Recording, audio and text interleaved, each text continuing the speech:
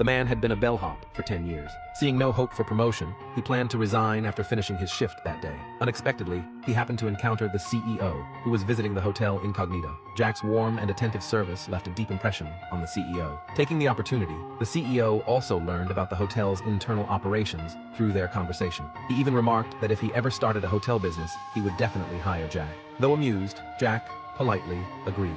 The next day, after writing his resignation letter, Jack waited outside the meeting room for his manager's approval. To his shock, he discovered the man he had chatted with the night before was actually the hotel's CEO. When the manager introduced Jack to the CEO unexpectedly addressed Jack by name, surprising everyone present. The CEO mentioned he had already looked into Jack's background. Bringing up their conversation from the previous day, the CEO reminded him, "You said if I ever entered the hotel business, you'd come work as my bellhop." Jack replied that he hadn't expected him to start so soon. The CEO assured him he wouldn't be working as a bellhop this time. He then announced that Jack would become the CEO's assistant, initially placed under Annie's supervision. Annie was Jack's ex-girlfriend. The two had broken up 10 years earlier. Annie politely objected, noting that hiring required HR approval. The HR representative promptly clarified that the CEO's approval was sufficient. The sudden promotion left Jack feeling as though he were dreaming, and he stood there, momentarily stunned. Although he had been promoted to assistant vice president, his direct supervisor was Annie, the woman he had once left. Shortly after Jack started his new role,